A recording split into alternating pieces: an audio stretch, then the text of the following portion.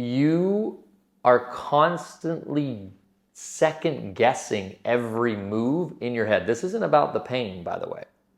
This is about you second guessing you. So what's going on, everybody? Welcome back to Holy Guacamole. Jesus.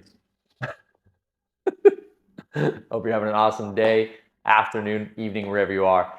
In this video, we're going to talk about ankylosing spondylitis and your thinking patterns and habits. So, there's a verse that says, "So as a man thinketh and believeth in his heart is he."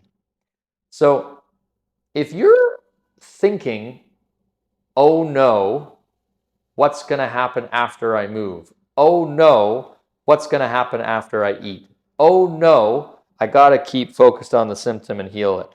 If you're thinking all these things, or you're worried about enjoying life and all of a sudden being encountered with a symptom, listen, I know how it is. I experienced it, and I have much compassion for you because it feels like something horrible is going to happen, right?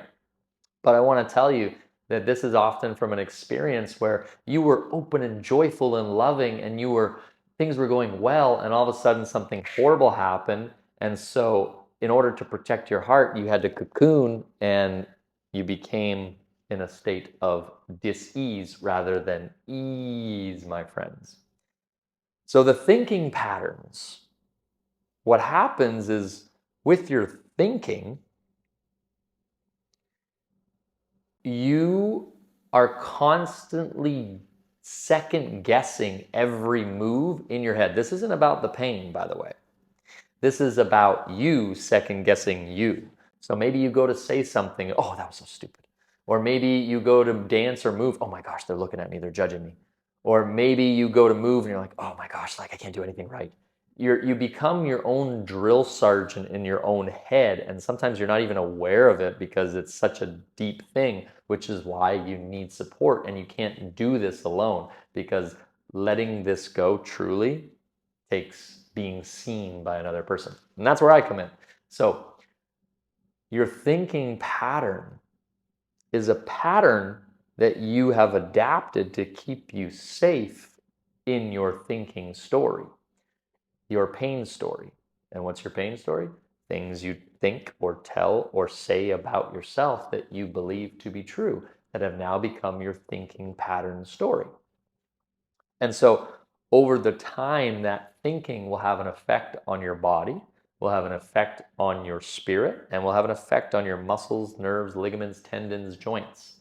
So if you don't believe me, if you've ever experienced anxiety, from anxiety, you can actually have sweaty palms and red skin. So that means that your thoughts and worry can actually give your body a physical symptom. So now compound that over time, you can create disease, autoimmune disease, cancers, chronic pain, all these different things. So coming back to this specific one, ankylosing spondylitis, and what it's not. So your thinking pattern is geared towards, okay, I'm going to move. Oh, it hurt. I knew I shouldn't have moved. And so you start to second guess your own movement. You have a very hard time making decisions and stepping forward and committing to those decisions. You have a hard time saying, okay, this is where I'm going, and I'm going to put my goal orientation there, and I'm going to go there. Because there's so many different ways you could go. But at the end of the day, guess what it comes back to? Your thinking is reflecting the same way that you're afraid to make a mistake in your life because you are afraid to be imperfect. Let me say that again. Your thinking is reflecting the same way you're afraid to make a mistake in your life because you're afraid to make a mistake and be imperfect. So how do we start to break this pattern? Well, first of all, you have to realize you're never going to be perfect. In fact, you need to let that go because your imperfections are actually the best part of you. See, there's a scene in Guardians of the Galaxy when he lifts up the Zorb like this and he drops it. But in the script, he wasn't supposed to drop it. He dropped it, and the director kept rolling. And at the end, the director said, "Oh my gosh, that was amazing." But he didn't plan it. It just happened. And if you don't let your imperfections shine in this world, if you're always worrying about it, then you're going to create disease instead of ease. And so your imperfections, when you start to embrace them, when you start to love them, when you start to accept them, when you start to realize that they are what make you, guess what? You'll always stop suffering. AS stands for always suffering. And we want to get you back to always thriving. So when you are letting go of these thinking patterns, oftentimes it's because you were so accustomed to chaos growing up that peace, love, and joy felt very unfamiliar.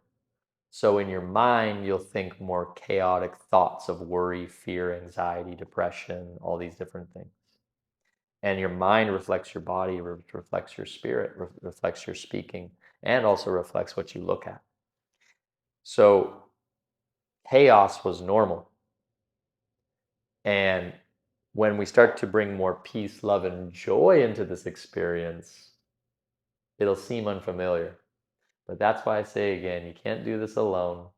And if you keep trying to do it alone, well, good luck. You'll keep doing it alone. But eventually you have to allow yourself to be supported. You have to allow yourself to be seen. Now, I'm not saying that's with me. I'm just saying that in general, you can't do this alone.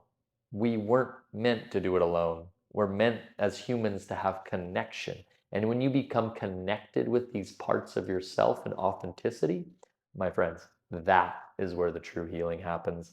That is where the true restoration happens. And that is where you get your life back.